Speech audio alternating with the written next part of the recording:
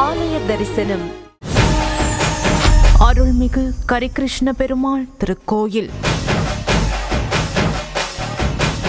மண்ணுலகில் மாயக்கண்ணன் லீலைகள் புரிந்த இடங்கள் பல உண்டு. வடபுலத்தில் மதுராவும் பிருந்தாவனமும் போற்றப்படுவது போல தென்னகத்திலும் பல ஸ்தலங்கள் உள்ளன. இதில் பெருமாள் சுயம்புவாக தோன்றிய தலங்கள் சுயம்பு கஷேத்திரம் என்று அழைக்கப்படும். திருமலை ஸ்ரீ வெங்கடேச பெருமாள், புவனகிரி ஸ்ரீ முஷ்ணம் வராக பெருமாள், கரூர் தான் தோன்றிமலை பெருமாள் ஆகிய பல கோவில்களில் பெருமாள் சுயம்புவாக சேவை சாதிப்பதாக நம்பப்படுகிறது. சாதாரணமான கோவில்களை காட்டிலும் சுயம்புவாக அருள்பாலிக்கும் இம்மூர்த்திகளுக்கு சக்தி மிக மிக அதிகமாக காணப்படுமாம். அந்த வரிசையில் தொண்டை நன்னாட்டில் ஆரணி ஆற்றின் கரையில் கண்ணன் இன்றும் இடையனாக கோலோச்சும் ஒரு அபூர்வ திருத்தலமே திரு ஆயர்பாடியில் அமைந்துள்ள அருள்மிகு கரிகிருஷ்ண பெருமாள் திருக்கோயில். காலத்தின் ஓட்டத்தில் கரையாத கலை அழகையும் அந்த பரந்தாமனின் அளப்பரிய சிறப்புகளையும் ஆழமாக தெரிந்து கொள்வோம் வாருங்கள்.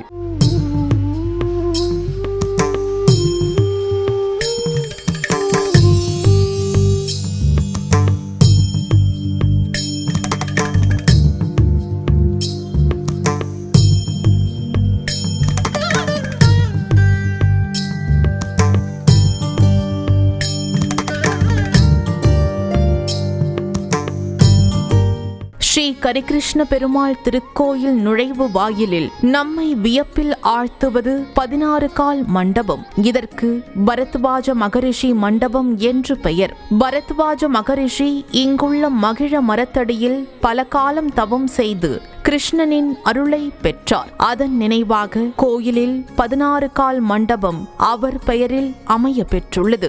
இதன் அதிசயமே இதன் சாய்வுதான். கருவறையில் இறைவன் சாய்ந்த நிலையில் இருப்பதால் அவருக்கு மரியாதை செய்யும் விதமாக ஒட்டுமொத்த மண்டபமே சாய்வாக கட்டப்பட்டுள்ளது. இது தமிழனின் கட்டிடக்கலை திறனுக்கும் இறை பக்திக்கும் ஒரு உன்னத சான்று.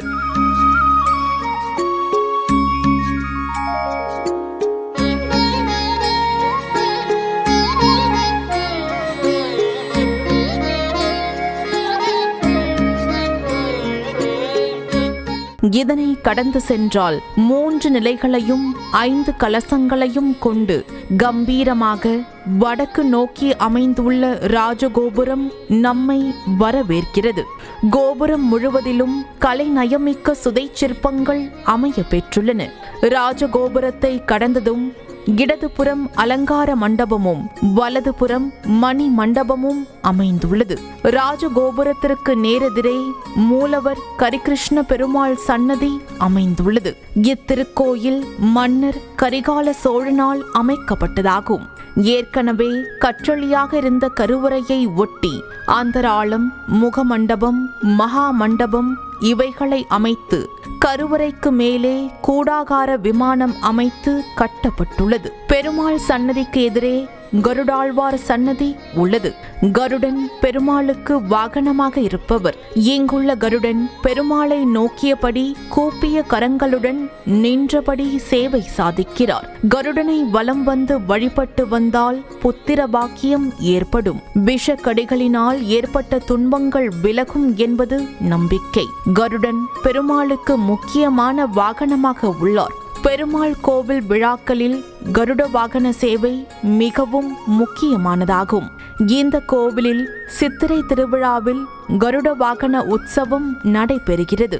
கருடன் சன்னதிக்கு பின்னால் கொடிமரம் ஸ்தாபனம் செய்யப்பட்டுள்ளது. கொடிமரத்திற்கு பின்னால் பஞ்சபலி என்று சொல்லப்படுகின்ற 5 பலிபீடங்கள் அமைந்துள்ளன. அவற்றிற்கு பின்னால் பூத பலிபீடம் உயரமாக அமைக்கப்பட்டுள்ளது. வாருங்கள், வடதிசை நோக்கி அமைந்துள்ள கருவறையின் உள்ளே செல்வோம். இங்கே மூலவர் ஸ்ரீ கரிகிருஷ்ண பெருமாள் வடதிசை நோக்கி வலது காலை ஊன்றியும் இடது காலை சிறிது மடித்தும் பூமியில் நின்ற திருக்கோலத்தில் சற்றே சாய்ந்தபடி காட்சி தருகிறார். மற்ற ஆலயங்களில் சுவாமி திருவடியின் கீழ் சுவாமியின் உருவத்தை நிலைநிறுத்தி அஷ்டபந்தனம் என்னும் மருந்து சாத்துவது இன்றியமையாத ஒன்றாகும். அதுபோல் பீடமோ அல்லது மருந்து சாத்துதலோ இதுவரை இந்த ஆலயத்தில் இல்லாத ஒரு சிறப்பாகும்.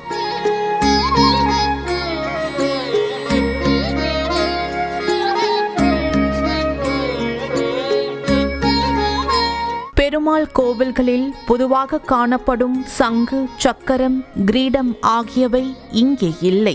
மாறாக ஆனிரை மேய்க்கும் வண்ணம் சாட்டையும், மாடுகள் மேய்வதை கவனிக்கும் தோரணையில் நிற்கும் கண்ணன் இடது கையை இடுப்பிலும் வைத்துள்ளான். மார்பில் திருமாலுக்குரிய ஸ்ரீவத்சம் என்னும் திருமார்பு லட்சுமி, முப்பிரி நூலும் கடகு கோபுர ஹாரங்கள் போன்ற ஆபரணங்களும் திருமேனியை அழகுபடுத்துகின்றன.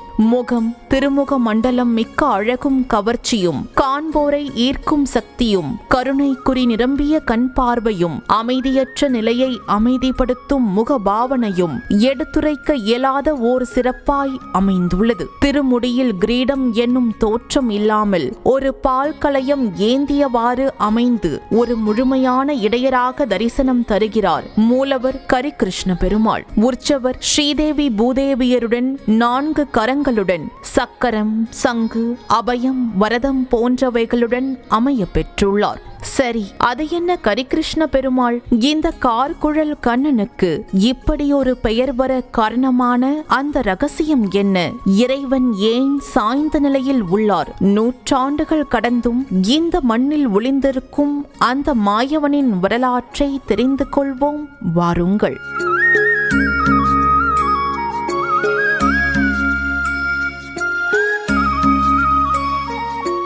பல நூற்றாண்டுகளுக்கு முன்னால் இப்பகுதி பசுக்கள் நிறைந்த மேய்ச்சல் நிலமாக இருந்தது. அங்கே மேய வந்த பசு ஒன்று ஒரு புதருக்குள் மறைந்திருந்த புற்றுக்கு மேல் நாள்தோறும் தானாகவே பால் சொரிந்து வந்தது. வியப்படைந்த இடையர்கள் அந்த புற்றை கடப்பாரை கொண்டு தோண்ட முற்பட்டனர். அப்போது அசரீரி ஒலித்தது. பாலும் புற்றும் கலந்தால் பரந்தாமன் வருவான் என்று. அவ்வாக்கின்படி காவடிகளில் பால் கொண்டு வந்து புற்று மண்ணை கரைத்தனர். அங்கு கிருஷ்ணரின் திருமேனியை கண்டு மகிழ்ச்சியில் திளைத்து வணங்கி வந்தனர்.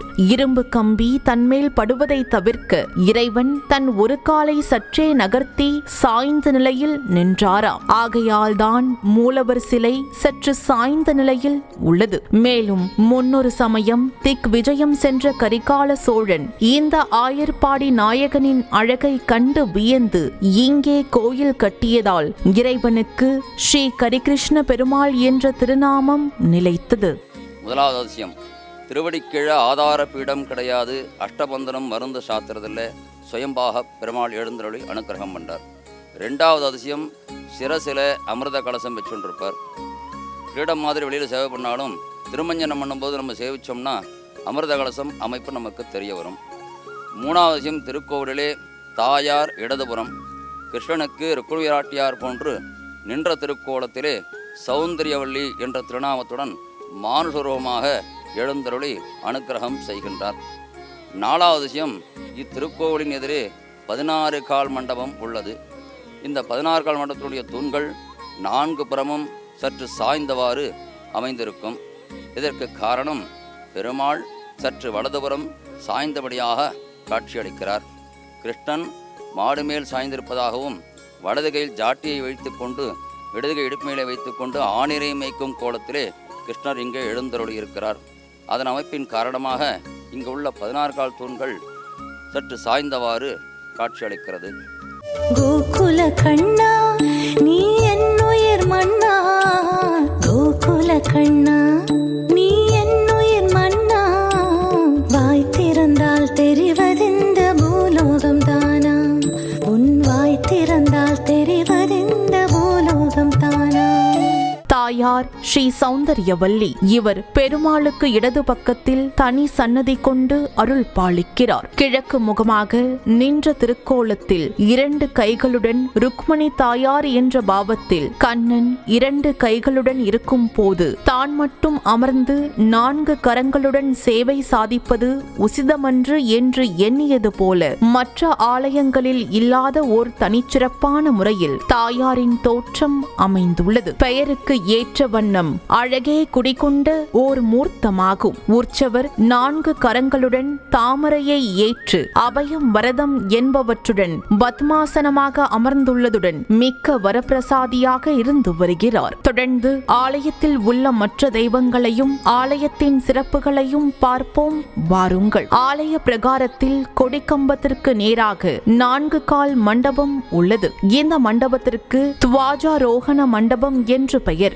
இந்த மண்டபத்தில் பெருமாள் எழுந்தருளிய பின் கொடியேற்றம் நடைபெறும். வசந்தோற்சவ காலத்தில் பெருமாள் இந்த மண்டபத்தில் எழுந்தருளுவார். பிரதி வெள்ளிக்கிழமைகளில் சௌந்தரியவல்லி தாயாருக்கு கோயிலுக்கு உள்ளேயே உற்சவம் நடைபெறும். பிரதி வெள்ளிதோறும் சௌந்தரியவல்லி தாயார் இந்த மண்டபத்தில் எழுந்தருளி ஊஞ்சல் சேவை நடைபெறும். இந்த துவாஜாரோகண மண்டபத்திற்கு தெற்கு பக்கம் மகிழ மரம் இருக்கிறது. இந்த கோவிலின் ஸ்தல விருட்சம் மகிழ மரமாகும். பரத்வாஜ முனிவர் மகிழ மரத்தடியில் அமர்ந்து தவம் செய்தார் என்றும் பரத்வாஜருக்கு தரிசனம் தரவே ஸ்ரீ கிருஷ்ணர் மாடு மேய்க்கும் யாதவர் உருவில் சேவை சாதித்தார் என்றும் கூறப்படுகிறது. இந்த மகிழ மரத்தடியில் மகிழம்பூவின் இனிய மனத்தை முகர்ந்தபடி அமர்ந்திருந்தால் மனதில் மகிழ்ச்சி ஏற்படும், நல்ல ஆரோக்கியமும் ஏற்படும். மகிழ மரத்திற்கு அருகில் எறும்பு புற்று ஒன்று உள்ளது. இறைவன் புற்றிலிருந்து தோன்றியவர் என்பதற்கு சான்றாய்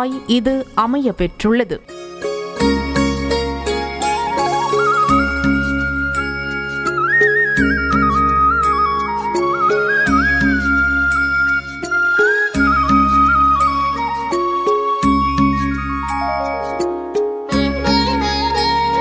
ஸ்ரீராமர் சன்னதி தனி சன்னதியில் வடக்கு முகமாக ஸ்ரீராமர், லக்ஷ்மணர், சீதா பிராட்டியாருடன் மூலவரும் உற்சவரும் ஒன்று போல் காட்சி தருகின்றனர். மற்ற கோவில்களில் இல்லாத ஒரு தனிச்சிறப்பு இங்குள்ள ராமனுக்கு உண்டு.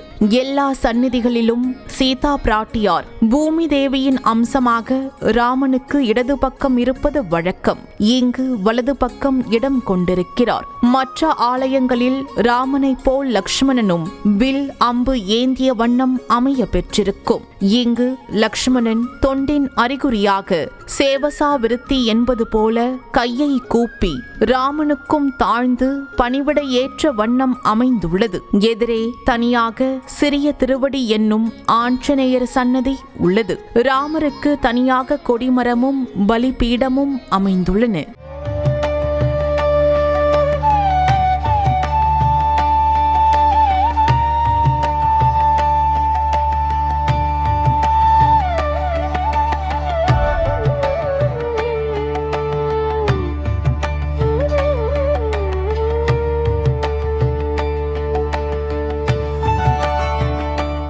ஆண்டாள் சன்னதி இத்திருக்கோவிலின் வடமேற்கு புறத்தில் தனியாக ஆண்டாள் சன்னதி கிழக்கு முகமாக அமைந்துள்ளது. ஆண்டாள் சன்னதிக்கு கோபுரம் அமைக்கப்படவில்லை. பெருமாள் சன்னதிக்கு வலதுபுறம் ஆழ்வார்கள் சன்னதி அமைந்துள்ளது. ஆழ்வார் சன்னதியிலே முதலில் விஸ்வக்சேனரும் பிரதிஷ்டை செய்யப்பட்டுள்ளார். நம்மாழ்வார், திருமங்கையாழ்வார், திருக்கச்சி நம்பிகள், ராமானுஜர் மற்றும் மணவாள மாமுனிகள் ஆகிய 5வருக்கும் உற்சவ மூர்த்திகள் உள்ளன.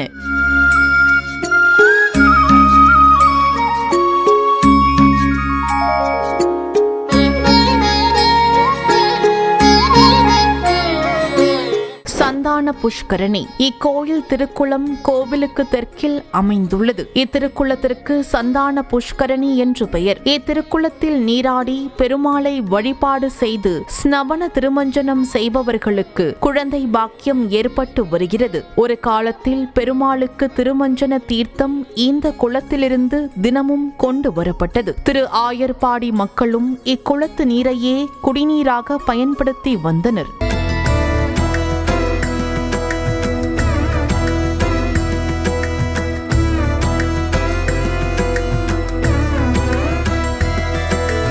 உற்சவங்கள் இங்கு திருவோண நட்சத்திரத்தில் 9வது நாள் தீர்த்தவாரியும் அவரோகண முறைகளை கொண்டு சைத்திர பிரம்மோற்சவமும் நடைபெறுகின்றது. ஸ்ரீ வைகானச ஆகம விதிப்படி 5வது நாள் இரவு கருட சேவை நடைபெறுவது சிறப்பாகும். ஹரிஹரன் சந்திப்பு அகத்திய முனிவரும் பரத்வாஜ முனிவரும் அரி, அரண் இவர்களை குறிப்பிட்ட நாளில் காண தவம் செய்தனர் என்றும் அவர்களின் வேண்டுதலை ஏற்று விஷ்ணு கருட வாகனத்திலும் சிவன் ரிஷப வாகனத்திலும், விநாயகர், சுப்பிரமணியர், சண்டிகேஸ்வரர், அம்பாள் முதலான பரிவாரங்களுடன் ஹரிஹரன் பஜாரில் திருக்காட்சி கொடுத்த ஒரு அரிய நிகழ்வு இன்றும் திருவிழாவாக நடைபெறுகிறது. அரியும் அரணும் சந்திப்பது இந்த ஊரின் முக்கிய விசேஷமாக கருதப்படுகிறது.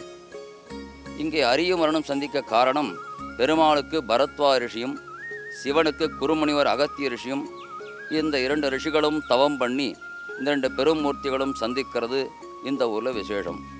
இது சித்திர மாதத்திலே பருவத்திலே கொடியேறி 5ஆம் நாள் ராத்திரி கருடவானத்திலே பெருமாள் புறப்பட்டு சிவன் பஞ்சமூர்த்தியோடு வந்து சந்திக்கும் உற்சவம் இந்த பொன்னேரிலே மிக விசேஷமாக நடக்கிறது. அதனால்தான் இந்த ஊர் மெயின் பஜாருக்கு ஹரிஹரன் பஜார் என்று பெயர் ஏற்பட்டது. ஆலயத்தின் 5 மகா அதிசயங்கள். இந்த ஆலயத்தில் நாம் காணும் 5 விஷயங்கள் உலகெங்கும் உள்ள மற்ற பெருமாள் கோவில்களில் இருந்து இதனை வேறுபடுத்தி காட்டுகின்றன. இடையன் கோலம். இவ்வாலய மூலவர் சுயம்பு மூர்த்தி. மற்ற கோவில்களில் உள்ளது போல சங்கு, சக்கரம், கிரீடம் இவை எதுவும் இல்லாமல் முழு இடையனாகவே காட்சி தருகிறார்.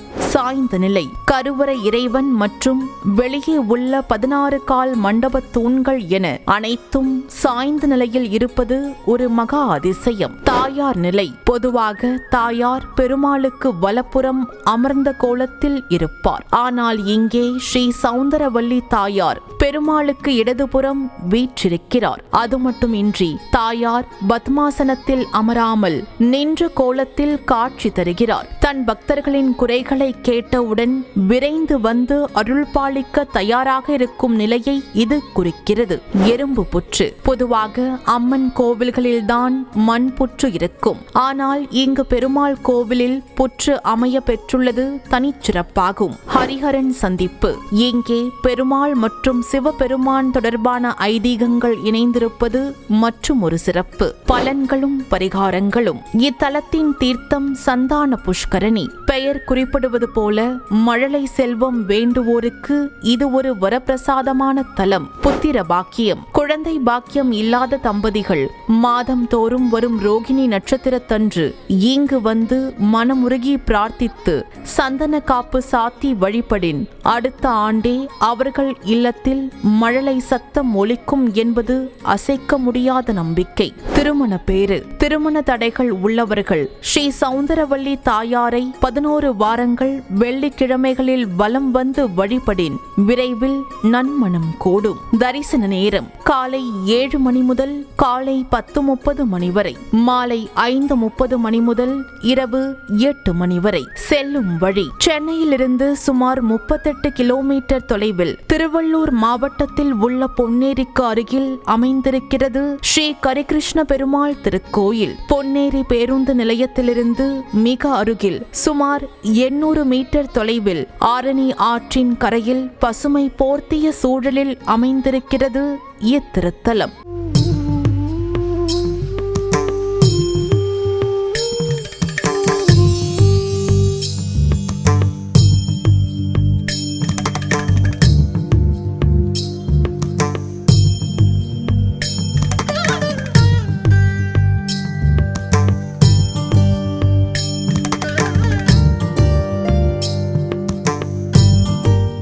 நேயர்களே, நின்ற கோல தாயாரும் சாய்ந்த கோல கண்ணனும் உங்கள் வாழ்வின் கவலைகளை சாய்த்து மகிழ்ச்சியை நிலைநாட்ட காத்திருக்கிறார்கள். ஒரு முறையேனும் பொன்னேரி அடுத்த இந்த திரு ஆயர்பாடிக்கு வாருங்கள். அந்த சாட்டைக்காரனின் தரிசனம் உங்கள் மனபாரத்தை நீக்கி பேரமைதியை தரும். மற்றுமொரு ஆலய தரிசனத்தில் உங்களை சந்திக்கும் வரை பக்தி பெருக்கில் இணைந்திருப்போம். ஓம் நமோ நாராயணாய. அருள்மிகு கரிகிருஷ்ண பெருமாள் திருக்கோயில்.